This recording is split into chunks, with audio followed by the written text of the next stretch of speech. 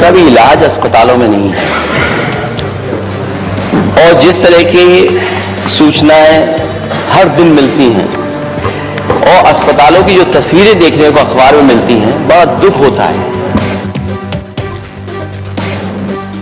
अंतर विभागीय समन्वय से संचारी रोग नियंत्रण के लिए आपने केवल डेंगू की बात की है। जब वेक्टर बॉर्न डिजीज की हम बात करते हैं तो केवल डेंगू उसमें नहीं आता है। वर्मा जी, आप तो चिकित्सा शिक्षा के मंत्री रहे हैं ना, तो केवल डेंगू नहीं आता उसमें, मलेरिया भी है, चिकुनगुनिया भी है, कालाजार भी है। कि जो सरकार ये दावा करती हो कि डबल इंजन की सरकार है और सब व्यवस्थाएं पहले से बेहतर हो गई हैं, वो सपना देख रही है $1 ट्रिलियन इकोनॉमी का। जल जनित हो या फिर विषाणु जनित कोई भी बीमारी हो, इनके उपचार के लिए सरकार के स्तर पर एक समन्वित प्रयास किया गया है और उस समन्वित प्रयास को ही हम लोगों ने संचारी रोग नियंत्रण का एक विशेष अभियान वर्ष में 3 बार चलता है ये कार्यक्रम। कि आपकी पार्टी के नेता, पूर्व सांसद, उनके बेटे को हॉस्पिटल में एडमिशन ही नहीं हुआ, वो एक अस्पताल से दूसरे अस्पताल और दूसरे अस्पताल के बाद सबसे प्रेस्टीजियस इंस्टीट्यूशन में गए और स्टेशन पे पड़ा रहा उनका बेटा, उसकी जान चली गई। अध्यक्ष महोदय, सरकार ने क्या किया? उत्तर प्रदेश 25 करोड़ की आबादी का राज्य है और स्वाभाविक रूप से अलग अलग क्लाइमेटिक जोन होने के नाते अलग अलग क्षेत्र में अलग अलग प्रकार की बीमारियां देखने को मिलती हैं।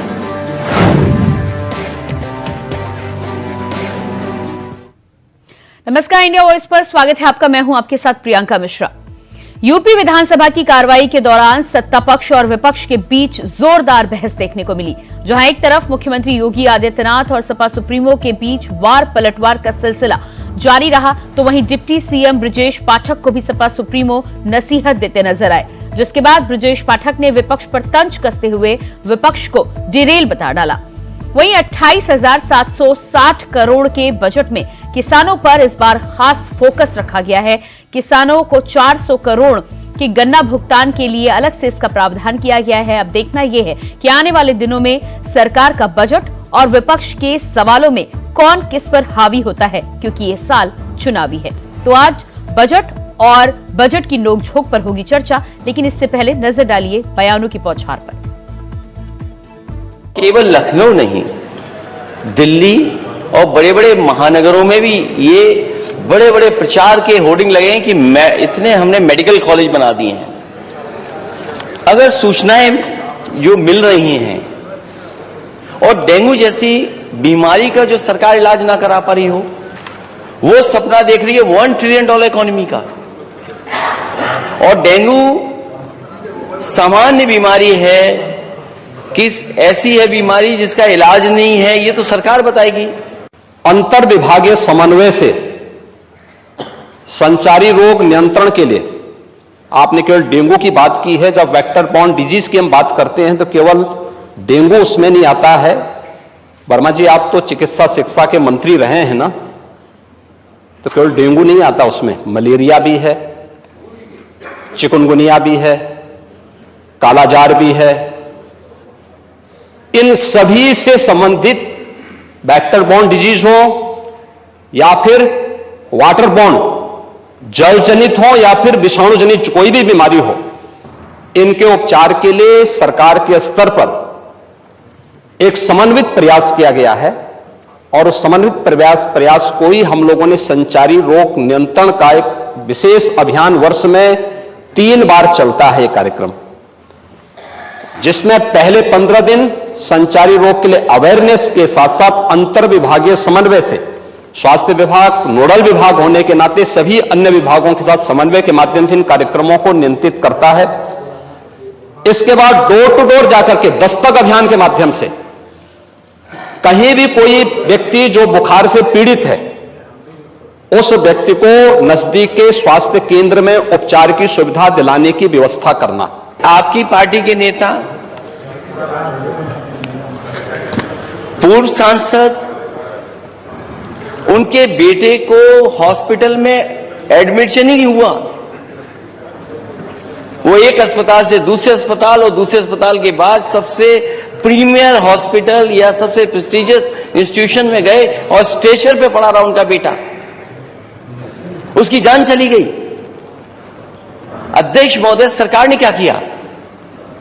सरकार अगर जिम्मेदारी समझती तो क्या माननीय सदस्यों की कमेटी नहीं बन सकती थी? जो यहां माननीय सदस्य जीते हुए लोग हैं, ये जो सदन में बैठे, क्या इनकी कमेटी बनकर के नहीं देख सकती थी? यही नहीं, एम्बुलेंस का इंतजार करिए। आप एम्बुलेंस बुलाना चाहते हैं, एम्बुलेंस नहीं आएगी आपके पास। कहो एम्बुलेंस में जान चली जाए। उत्तर प्रदेश 25 करोड़ की आबादी का राज्य है और स्वाभाविक रूप से अलग अलग क्लाइमेटिक जोन होने के नाते अलग अलग क्षेत्र में अलग अलग प्रकार की बीमारियां देखने को मिलती हैं। जैसे आप ईस्टर्न यूपी से चलकर के नेपाल की तराई से लेकर के सहारनपुर तक देखेंगे तो इंसेफ्लाइटिस से पूरा क्षेत्र प्रभावित था। अगर आप बरेली और बदायूं और उसके आसपास के क्षेत्र को देखेंगे तो यह क्षेत्र मलेरिया से ज्यादा संक्रमित रहता था। वाराणसी से लेकर के प्रयागराज, लखनऊ, कानपुर होते हुए अगर आप फिरोजाबाद, आगरा तक पहुंचेंगे तो यह पूरा क्षेत्र डेंगू से प्रभावित है। अगर बुंदेलखंड क्षेत्र में अगर आप देखेंगे तो यह क्षेत्र चिकुनगुनिया से प्रभावित है। बिहार से सटे हुए जो हमारी सीमाएं हैं वहां पे हम देखेंगे तो कालाजार इन क्षेत्रों में ज्यादा प्रभावी रूप में देखने को मिलता था। और सरकार के द्वारा जो समन्वित प्रयास किया गया है, आपने केवल डेंगू की चर्चा की, अस्पताल में बेड नहीं, दो भर्ती थे जिस समय डेंगू अपने पीक पे, जब डेंगू था तो अस्पतालों में एक बेड पर दो मरीज थे, राजधानी में थे। और अगर राजधानी में यह स्थिति है तो दूसरी जगह क्या स्थिति होगी प्रदेश के किस दूसरे कोने में? जो कहां घूमे, कहां जाए मरीज? सरकार बताए कि अगर डेंगू है तो सरकारी अस्पताल में इलाज क्यों नहीं मिला, और सरकारी अस्पताल से अगर वो प्राइवेट हॉस्पिटल में चला गया तो अनाप शनाप पैसे लेना, कोड में दवा दे देना, उसका लाखों खर्च करा देना, उसके बाद भी नहीं जान बच रही है। लेकिन मुझे आश्चर्य होता है कि जो सदस्य यहां पे प्रश्न उठा रहे थे, आप एक बहुत सीनियर सदस्य हैं, वो तो जब चिल्ला रहे थे तो मुझे उनके स्वास्थ्य की भी चिंता हो रही थी, रविदास मल्होत्रा जी की। उसको आपने जो बात कही है वह ब्लड ट्रिप नहीं था, उसको प्लेटलेट्स कहते हैं, ठीक है ना, प्लेटलेट्स कहते हैं। और वह पर्याप्त मात्रा में हर जनपद में आज के दिन पे उपलब्ध। ये भी एक नया तरीका है कि आवाज बंद हो जाए। नहीं, मेरे को आ रही है, मुझे आ रही है। अध्यक्ष महोदय, मैं माननीय मंत्री से जानना चाहता हूं, ये जितना कुछ आप बता रहे हो, क्या ये हम ये स्वीकार कर लें कि गन्ना किसानों की आय दोगुनी हो गई? पहली बात। और दूसरी, कम से कम ये सूची दीजिए आप कि किस सरकार में कौन सी बंद हुई, किस सरकार में कौन सी बेच दी गई है। कम से कम ये तो माननीय मंत्री जी बताइए। कहीं ऐसा तो नहीं कि पहले भी आपने हाथ मिला के रखे हो उस सरकार से, जब बेची गई हो तब? मंत्री थे तो, ये तो मंत्री थे, सांसद आ रहे तक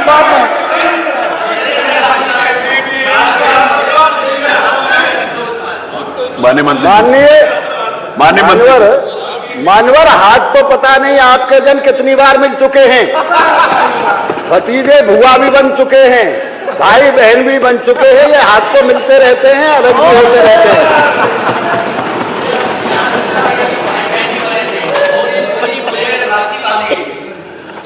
आप अपना विषय गन्ना भुगतान, माननीय मंत्री जी, गन्ने पे भुगतान मानवर माननीय अध्यक्ष जी, यदि आप बिकने की और बंद होने की बात कर रहे हैं तो मैं आपको पूरी सूची दे सकता हूं, सदन में पढ़ के सुना सकता हूं कि कौन कौन सी मिल बंद हुई है और कौन कौन सी बेची गई है, पढ़ के सुना सकता हूं।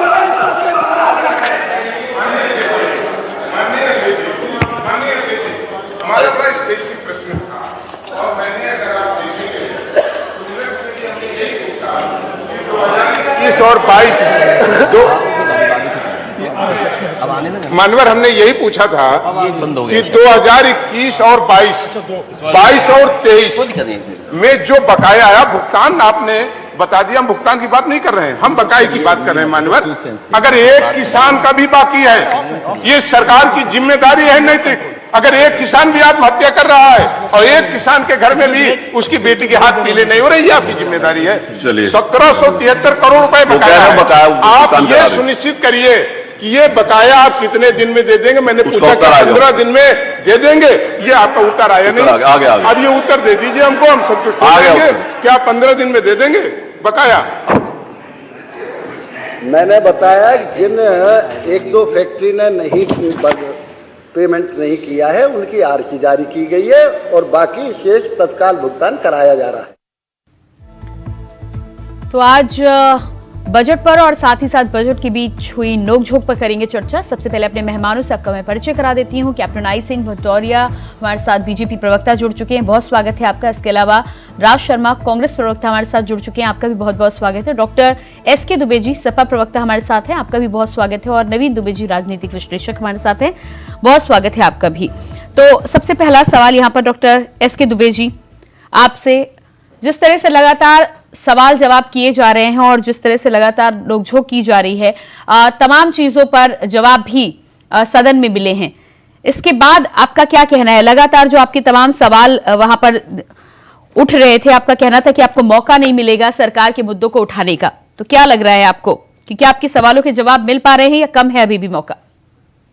देखिए, जब भी बजट ये सत्र जब आप इतना शॉर्ट रखेंगे तो निश्चित तौर पर जो मुद्दे हमें विस्तृत रूप से रखना चाहेंगे वो विस्तृत रूप से हम नहीं रख पाएंगे।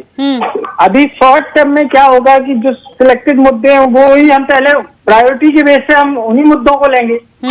लेकिन अभी आप देखिए कि सरकार समझ में नहीं आता कि आखिरकार सरकार किस हिसाब से सत्र को चलाना चाहती है।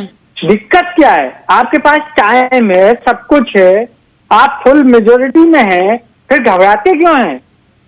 तो इसके साथ जाहिर होता है कि जब ये जनता के जो उम्मीद करके जनता ने इनको सत्ता में पहुंचाया था, उन उम्मीदों पे कहीं ना कहीं सरकार फेल है। और जब सरकार फेल है तो अब उसका सामना कैसे करे सरकार? इसके कारण अब चूंकि देखिए विपक्ष का तो काम है ना जनता की आवाज, और जनता की आवाज कहाँ उठाएगी विपक्ष? संसद हो या फिर विधानसभा हो, वहीं पे उठाएगी जी। तो ये उस मामले को फेस नहीं करना चाहते हैं, इसलिए अभी देखिए अभी 59,000 विद्यार्थियों का जो मामला चल रहा है, 112 बहनों का जो मामला चल रहा है, जब सरकार इसमें इंटरेस्ट नहीं लेगी तो ये हमें मुद्दा बनाना पड़ेगा संसद या विधानसभा में कि भाई आप इनकी आवाजें। कैप्टन आई सिंह भदौरिया जी,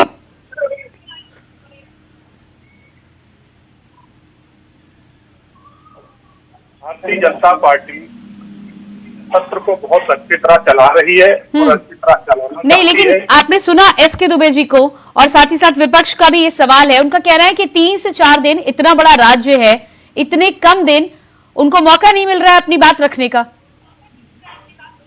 देखिए प्रियंका जी, क्या होता है, मौका तो अगर कोई बात अपनी कहना चाहे संजय तो बहुत अच्छी तरह रख सकता है, तो अगर अपनी बात ना कह के आप उल जरूर कहना चाहो तो आप पूरे 1 महीना बोलते रहोगे तो भी आपको समय कम पड़ जाएगा। तो आपने देखा होगा कि नेता प्रतिपक्ष सदन में किस तरह से बोल रहे हैं, तो वो जो जनता की बातें हैं उनकी बात को कम कर रहे हैं। तो बार बार उस राजनीतिक बातें इस तरह की कर रहे हैं कि सरकार फेल हो गई और सांसद जी का जो है ना हुआ रिश्तेदार है जो नहीं हुआ, इस तरह की बातें कर रहे हैं, जनता की बातें खत्म कर रहे हैं। तो इन्हें तो जो समय जो चाहिए वो बिल्कुल सही है, मगर आप ये कहो कि हम सदन में आके वो बातें करेंगे जिनका कोई सदन से कोई सरोकार नहीं है। आप राजनीतिक बातें आप बाहर करिए ना, मगर ये सदन में करना चाहते सदन में सदन की चर्चा करिए ना कि अगर जो नहीं, वो तो जनता के ही मुद्दों पर बात करना चाह रहे थे ना कैप्टन आई सिंह भदौरिया जी। आज जो तमाम सवाल उठाए गए हैं उसमें आपको क्या ऐसा लगता है कि कोई ऐसे मुद्दे हैं जो जिनका जनता से सरोकार ना रहा हो? मुझे तो ये लगता है कि अखिलेश जी जब भी सदन में बात कोई करते हैं तो जनता के मुद्दे कम करते हैं, वो राजनीतिक उसमें जरूर करते हैं, अपनी कहीं ना कहीं राजनीति खोजते रहते हैं। तो उन्हें लग रहा है कि सरकार जिस तरह से उत्तर प्रदेश में विकास कार्य कर रही है, आज हमने हर जगह कितनी जो रोड की तरफ से इंफ्रास्ट्रक्चर जो चलाया है, रोडों के जाल बिछा दिए और बेहतरीन रोडें बनाई है। इसी तरह से आप डेंगू पर भी वो सवाल कर रहे थे। बिल्कुल, डेंगू सरकार उस पर काम कर रही है। डेंगू एक सीजनल बीमारी है, कोई वो नहीं है, ये सीजन पे हर सीजन पे आती है और उस पर कंट्रोल है। ये नहीं कि डेंगू पूरी तरह फैल रहा है, कहीं अगर शुरू हो रहा है तो उस पर अधिकारी वहां के लोकल उनका तो कहना था कि सांसद के बेटे को अस्पताल नहीं मिला। ये देखो, ये तो कुछ भी कह सकते हैं, ये तो समाजवादी तो झूठ का पुलंदा अपने साथ में लेके चलती है। तो आपके कहने का मतलब है कि वो विधानसभा में गलत बयानी कर रहे थे, झूठ बोल रहे थे? बिल्कुल, वो तो गलत बयानी तो करते ही है, सच बोलते कब है।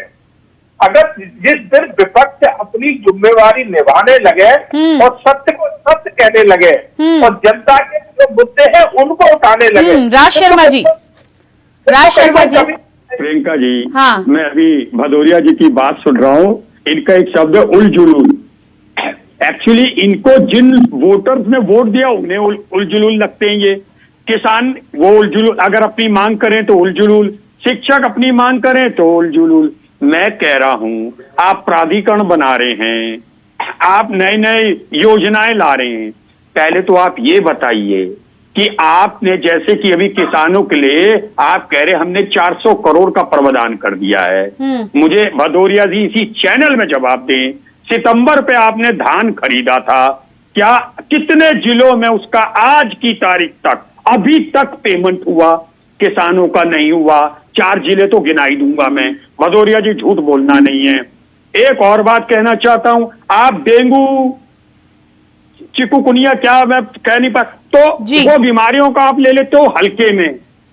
फिर तीसरी बात, अभी समाजवादी पार्टी के प्रवक्ता जी ने कहा कि आपके सांसद के बच्चे को सीट वहां पे दाखिला नहीं मिला, वो बाहर मर गया स्ट्रेचर में। क्या ये झूठ बात है? ये उलझुलूल है? नहीं, ये बताइए, ये उलझुलूल है क्या? कैप्टन आई सिंह भदौरिया जी, आप इस बात पर क्यों ऐसी बात एसके दुबे जी समाचार में दिखा रहे हैं? बस देखिए, आप बोलो उलझुलूल है। अरे देश की जनता को उलझुलूल मान रहे हो आप? नहीं, कैप्टन आई सिंह भदौरिया जी, किसी बच्चे की मौत हो जाती है, अस्पताल में उसे एडमिशन नहीं मिलता है, आपको बात उलझुलूल लगती है? संवेदना बढ़ गई आप लोगों की। पहले सुने तो ये पहले प्राइवेट हॉस्पिटल में लेके गए, स्थिति वहां खराब कर ली है इन्होंने। ऐसा कहीं होता है? अरे आज आप देखिए कि जो बड़े बड़े नेता है, ये अपने सरकारी इलाज में कराना चाहते हो, खास करके समाजवादियों का सांसद का बेटे को इलाज ऐसा करवा के रखा है। ये प्राइवेट कहना चाहता हूँ, कोरोना में इनका विधायक मर गया था, दाखिला नहीं मिला। अरे भैया, हॉस्पिटल में पड़े, आप जाइए, इतने को दाखिला चाहिए, कह देते मैं करवाता हूँ। मगर आपके पास पैसा है, आप सरकारी में जाते नहीं जाते हो, प्राइवेट में जाते हो, वहाँ इस तरह के केस बिगड़ जाते हैं, सरकार के माथे आप बर्तन जाते हो। Captain I Singh Bhadauria ji, PGI Lohia तक की बात आई है, वो तमाम सरकारी अस्पतालों में भी गए, वहां उनको जगह नहीं मिली। इस बात पर बहस करने के बजाय आपको अफसोस करना चाहिए कि स्वास्थ्य सेवाओं की यदि आप बात कर रहे हैं, यदि 1% भी कमी रह जाए तो आपको सुधार की बात करनी चाहिए। एसके दुबे जी, करेंगे? अरे गलत क्या भाई? नहीं, कैप्टन आई सिंह भदौरिया जी, आपने कहां से कंफर्म किया कि वो पहले प्राइवेट हॉस्पिटल में गए थे? संवेदनशील बनो भाई। आप यदि ये बात कंफर्म करके जांच करके बोले तो आपकी बात पर भरोसा भी किया जाए, लेकिन आपने कहां से कंफर्म किया? पूरी डिटेल, अरे मेरे पास पूरी डिटेल है, मैं भी बता दूंगा कौन सा हॉस्पिटल गए थे। वो तो पीजीआई और राम मनोहर लोहिया भी गए थे ना, उनको मिला admission? Captain I Singh Bhadauria ji, मिला उनको एडमिशन वहां पर? राम मनोहर लोहिया मिलना चाहिए, क्यों नहीं मिलेगा? अरे नहीं मिला ना, सवाल तो यही है ना। एसके दुबे जी, एसके दुबे जी, ये इसका कोई वो नहीं है कि ये नहीं मिला है, उस कारण वक्त नहीं मिला है। ये हवा जाते से काम नहीं चलता है। आप बताइए ना, क्यों नहीं मिला? कारण क्या है, क्यों नहीं मिला? भदौरिया जी, सरकार आपकी, प्रवक्ता आप, कौन बताएगा? बताइए। एक मिनट मैडम, मेरी बात समझिए। मैं आपको बड़ी एक अच्छी बात आज ये भारतीय जनता पार्टी के प्रवक्ता ने कर दिया कि भारतीय जनता पार्टी की सरकार आम जनता के बारे में क्या दे रखी है। ये तो सब राजनीतिक कहानी है कि भारतीय जनता पार्टी का एक प्रवक्ता भैरव प्रसाद मिश्रा और उसके लड़के को अगर इलाज ना मिलता हो भारतीय जनता पार्टी की सरकार में, और भारतीय जनता पार्टी की सरकार का प्रवक्ता ऐसा बोलता हो कि उलूल जुलूल बातें हैं, तो आप सोचिए कि इनकी मेंटालिटी आम जनता के प्रति क्या होगी। टुल्लू भर पानी में डूब मरना चाहिए भारतीय जनता पार्टी को। जगह जिला इटावा पड़ता है और कोई गाँव है उसमें मेडिकल कॉलेज बनवाया और इन्होंने तो कहानी खत्म कर दी।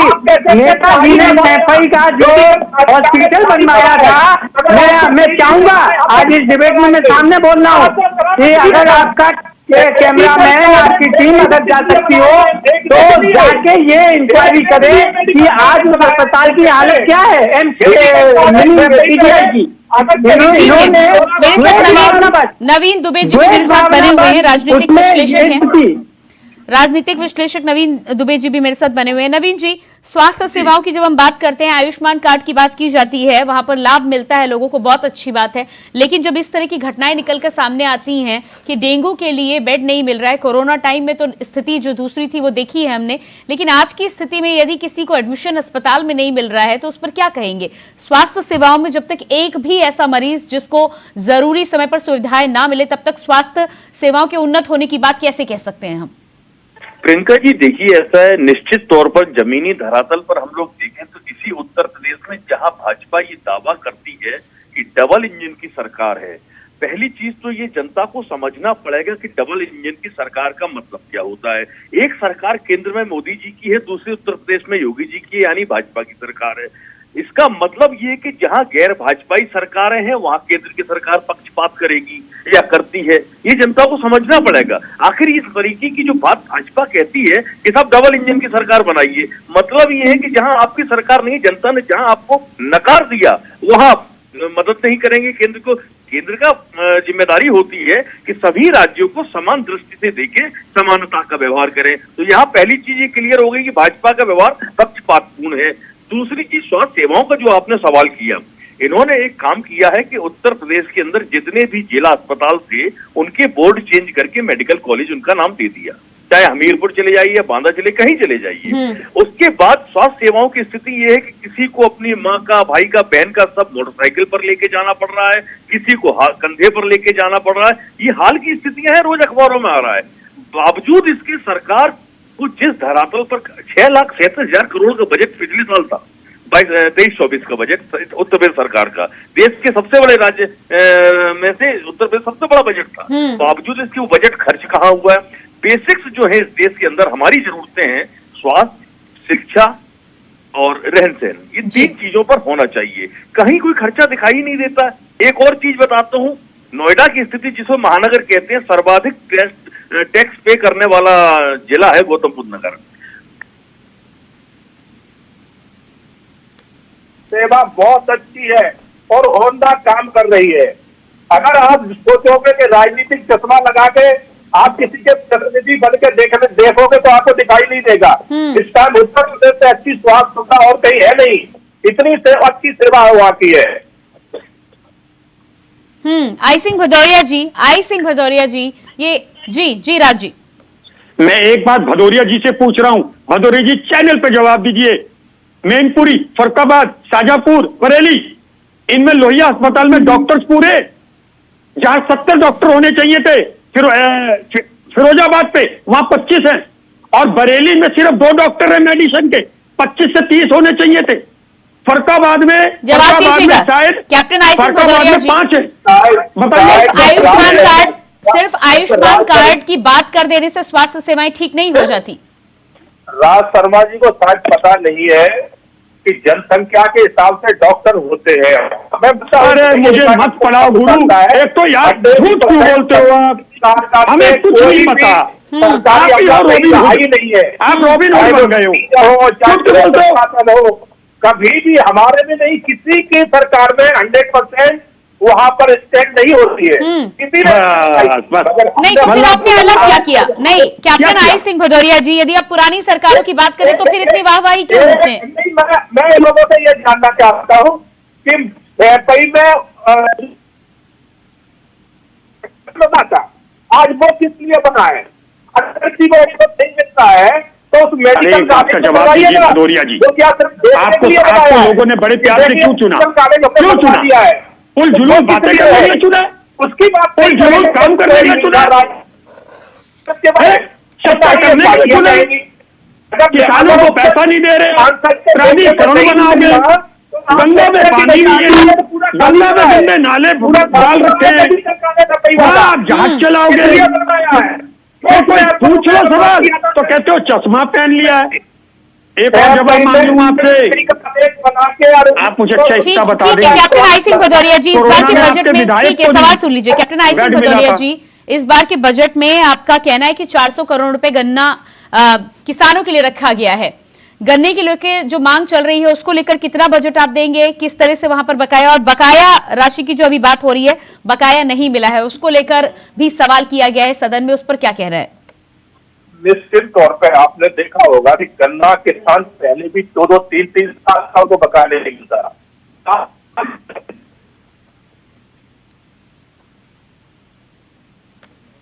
होता है। मैं ये नहीं कह रहा हूं आप गन्ना खरीदती है पैसे का टैक्स होता है, मगर ये कहो कि किसी का 1,500 रुपया पड़ा है हमारे पिछले का। ठीक है, मैं आपके पास आती हूँ। राज शर्मा जी, किसानों को लेकर सवाल यहाँ पर किया जाता है, 400 रुपए बजट रखा गया है। मैं कह रहा ये बजट तो 4,000 का रख दे, 40,000 करोड़ का रख दे, दे रहे हैं। मुझे बताएं, धान की पेमेंट हो गई? 4 जिले बोल रहा हूं, बदायूं, बरेली, शाहजहांपुर, पीलीभीत, क्या धान की पेमेंट हो गई? बताइए हाँ या ना, बताइए। महीना भर भी नहीं हुआ खरीद होके, क्या आप एक महीना भी नहीं हुआ खरीद होके, और आपसे मैं डिटेल में 29 सितंबर 4 तारीख को किसान ने। ठीक है, समय मेरे पास नहीं है। बहुत बहुत धन्यवाद मैं आप सभी का करना चाहूंगी। कैप्टन आई सिंह भदौरिया जी बहुत धन्यवाद, एसके दुबे जी बहुत धन्यवाद, नवीन दुबे जी बहुत धन्यवाद, और राज शर्मा जी आपका भी बहुत बहुत धन्यवाद। तो यहाँ पर लगातार हम बजट और बजट को लेकर नोकझोंक जो चल रहा है इस समय विधानसभा में, उसको लेकर चर्चा कर रहे थे। फिलहाल अब देखना ये होगा कि इसमें पक्ष जो है, सत्ता पक्ष अपना बजट के साथ जनता के मन में अपनी जगह बना पाती है, विपक्ष के सवाल उस पर हावी होते नजर आते। फिलहाल इस खास कार्यक्रम में इतने ही। खबरों के लिए बने रहिए इंडिया वॉइस के साथ। नमस्कार। चतुर्मुखी विकास के लिए, डेवलपमेंट के लिए है, और पूरक बजट के माध्यम से हम अपनी अधूरी परियोजनाओं को शीघ्र समय से पूरा करेंगे। सर, विपक्ष कह रहा है कि अभी पहले की बजट पास, विपक्ष बुरी तरह से डिरेल्ड है और उनको पूरे संसदीय इतिहास की कोई जानकारी नहीं है। उनके डीएनए में गुंडई अराजकता है, विधायी सिस्टम की ही जानकारी उन्हें नहीं है।